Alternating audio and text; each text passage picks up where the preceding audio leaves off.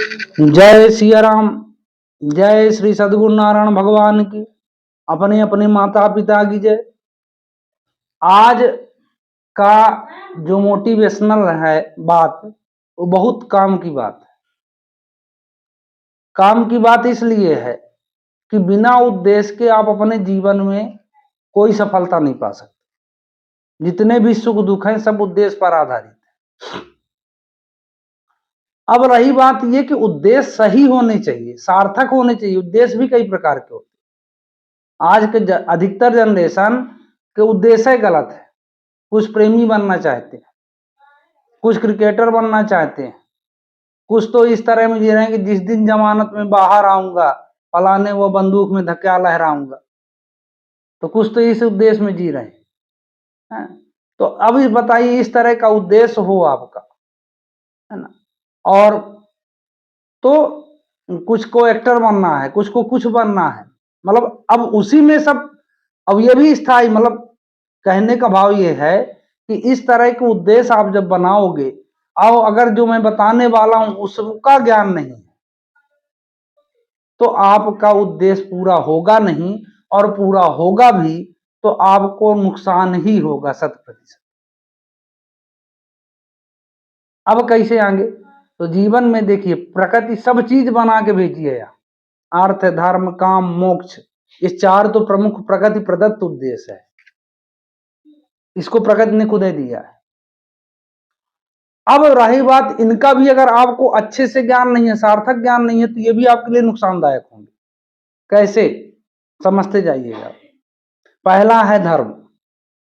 तो अब धर्म में अगर आप ये मान लो कि मैं हिंदू, मैं मुस्लिम, मैं फलाना, मैं ढिमका, तो आपका विनाश संभव, मतलब संभव नहीं है ही है, उसमें कोई दिक्कत नहीं। तो धर्म ये नहीं कहता। और आज अधिकतर आदमी धर्म इसी को मानते हैं। इसी के कारण भारत पीछे चला गया। इसी के कारण भारत गुलाम हुआ। भारत गुलाम होता ना, इसी धर्म का अभाव था। धर्म स्वार्थ नहीं सिखाता, धर्म बंटवारा नहीं सिखाता, धर्म ग्लानि नहीं सिखाता, हिंसा नहीं सिखाता, है ना। धर्म क्या सिखाता है? भाईचारा सिखाता है। और धर्म, सबसे बड़ा धर्म ये है कि परहित सरिस धर्म नहीं भाई। परहित सरिस धर्म नहीं भाई, है ना। दूसरे को हित करना सबसे बड़ा धर्म। हम ऐसा कोई कर्म न करें जिससे दूसरे का नुकसान हो, है ना। अपने से बड़ों के आगे झुकना धर्म है ना। अपने से बड़ों का सम्मान करना धर्म है। माता पिता की सेवा करना धर्म है। वेद शास्त्रों का अध्ययन करना धर्म है। जब इस बात को हम अपने दिमाग में बैठा लेंगे, 100% हमारी सफलता का पहला द्वार खुल जाएगा। 100%, उसमें कोई डाउट है ही नहीं। और बहुत सरल मार्ग है। धर्म बहुत सूक्ष्म है। धर्म में कुछ नहीं है। धर्म में सिर्फ ये अपने आप को साध लेना है। जैसे मन में गंदे विचार आते हैं, हम कर्म नहीं करेंगे। जैसे मान लो जी, मेरा मन पड़ रहा दारू पीने का, मन में तो आएगा, लेकिन हम उसको कर्म रूप में ना दे, पिए ना, हो गया, धर्मवान है मन का। ठीक है, मन धीरे धीरे वो अपने आप दब जाएगा। हम अपने आप को कंट्रोल रखें, तो ये धर्म हो गया। अब दूसरा काम है अर्थ। तो अर्थ के बिना तो बैरागी का भी जीवन बेकार है, क्योंकि उसको भी कुछ ना कुछ चाहिए। अगरबत्ती फूल माला के लिए कुछ ना कुछ तो चाहिए।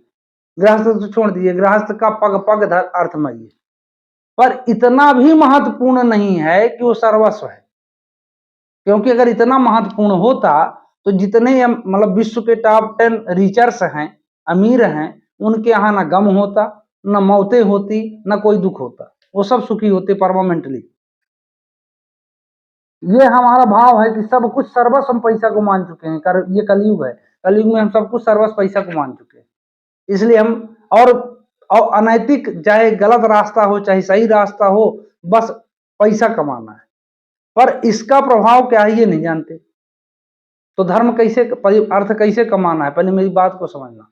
एक व्यक्ति गलत करके अपने जीवन में 50 करोड़ रुपए जमा करता है बैंक में, देखने के लिए उसके 50 करोड़ हैं। एक झटका देना है परमात्मा को। कोई बीमारी पकड़ा दिया, कैंसर की पकड़ा दिया, किडनी फेलियर कर दिया, कुछ कर दिया, हो गए 50 करोड़। और एक व्यक्ति अपनी मतलब क्षमता और धर्म रूप से 100 रुपए ही पर डे कमाता है। लेकिन उसको भगवान इतना बढ़िया व्यवस्था बना के रखेंगे कि वो 100 रुपए उसके लिए 100 करोड़ का काम करेंगे। तो हमको अर्थवान बनना है, अर्थवान बनने में कोई बुराई नहीं, पर ऐसा बनना है जो धर्म के अनुरूप हो, क्योंकि उससे हमारी अगली वाली पीढ़ी का पतन नहीं होगा, हमारा पतन नहीं होगा। वो अर्थ बनना। और 100% आप इस तरह रास्ता में चल दो, बिल्कुल। मैं कहता हूं, मैं नहीं कहता, ये शास्त्र वेद कहते हैं, और आप इतिहास उठा के देख लो कि भगवान उनकी साक्षात मतलब मदद करते हैं। अब तीसरी बात, सबसे मेन बात आती है काम। तो काम वासना की बात मैं नहीं कर रहा हूं, लोग बाकी इसी में काम, वो काम नहीं। काम का मतलब यह है कि अभी हम एक रूप में प्रसिद्ध थे, अब कई रूपों में प्रसिद्ध हो जाए।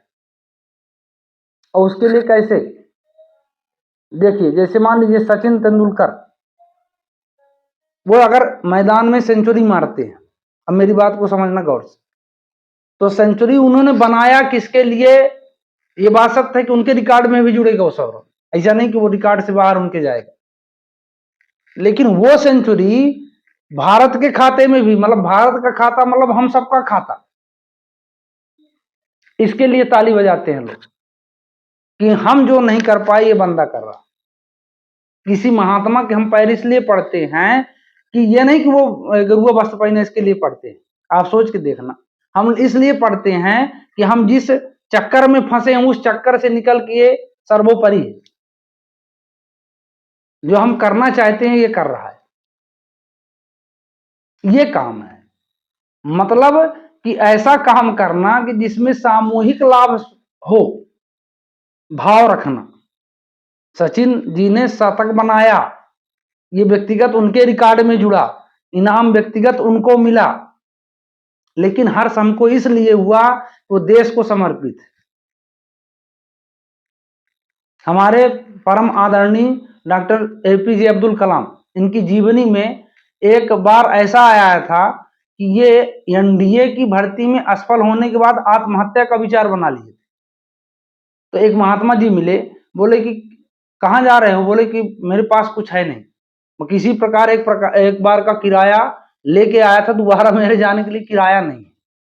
उन्होंने बड़ी अच्छी बात समझाई कि भगवान असफलता देते इसलिए हैं कि टूटने के लिए नहीं, आपको असफलता इसलिए दिए हैं क्योंकि आपको इसके लिए चुना ही नहीं गया है, आपको इसके लिए चुना गया है, आप आगे चलते जाओगे और धर्म रूप में चलते जाओगे, अपने आप सामने आ जाएगा। और एपीजे अब्दुल कलाम की वो बात खोपड़ी में उतर गई, और वो लास्ट में क्या नाम से जब वहां से लौट के आते हैं, तो आज उनके एक प्रयोग का नमूना देखकर विश्व हमको सलाम करता है, हमको मतलब भारत को। तो अब लगा लीजिए आप कि अगर वो असफलता से डर गए होते तो इतना बड़ा काम कहां से होता। तो जब हम कभी असफल हों अपने जीवन में, तो ऐसी कहानियों को याद रखें कि मतलब ये असफलता नहीं है, हमको चुना ही दूसरे लिए गया है। अब ये जो शुरू के मैंने 2 बातें बताई, बस उसको पकड़ के चलते रहना है, और फिर ऐसा वो पहुंचा देंगे।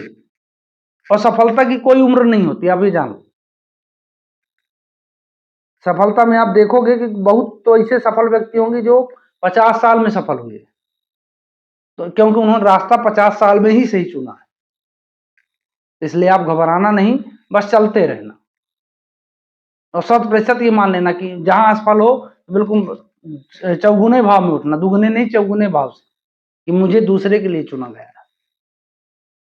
अब चौथा उद्देश्य जो अपना है मोक्ष, ये सब है तो छोटा शब्द, लेकिन इसका ज्ञान जीवन पर्यंत नहीं हो पाता। सुनने में तो बहुत बहुत छोटा, ये 3 तो किसी तरह मान लो आप बना सकते हो, चौथा को बनाने में एक कदम है। जैसे मान लीजिए देहली है, देहली के उस पार नक जाओ घर, इधर आ जाओ घर के अंदर। हाँ, छोटा भी है। कैसे है, जैसे मान लीजिए आपने सुना होगा कि किसी पेशेंट को रखा गया, डॉक्टर ने कहा 48 घंटे वो बड़ा बहुत क्रिटिकल है, 48 घंटे बच गया तो बच जाएगा।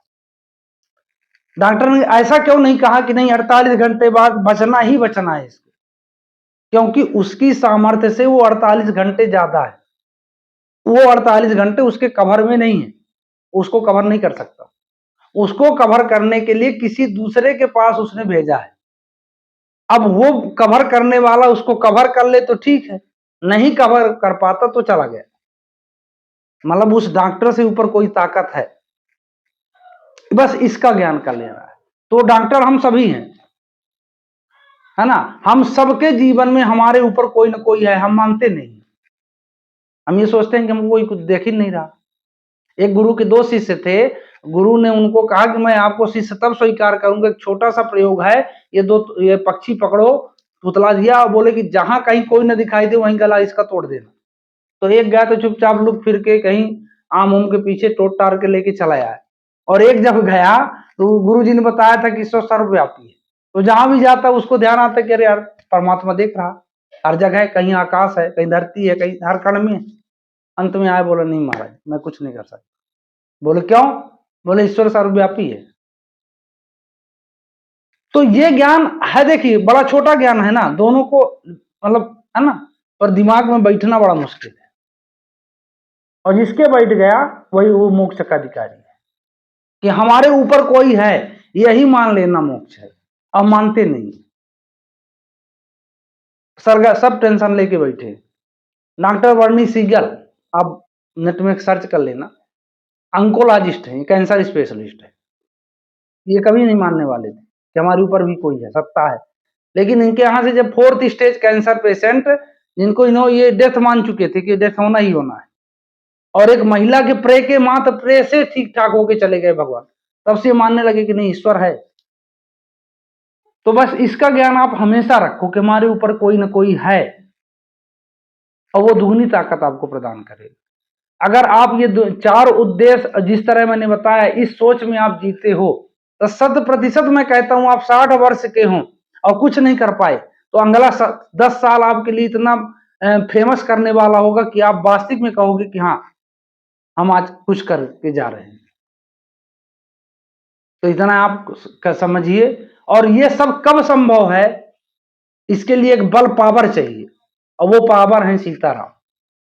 मैं आपसे फिर निवेदन करूंगा सबसे कि 15 मिनट आप अपने जीवन में सीताराम सीताराम सीताराम, मन लगे तो सीताराम, हम जिस भाव में हैं, जिस रूप में हैं, सीताराम।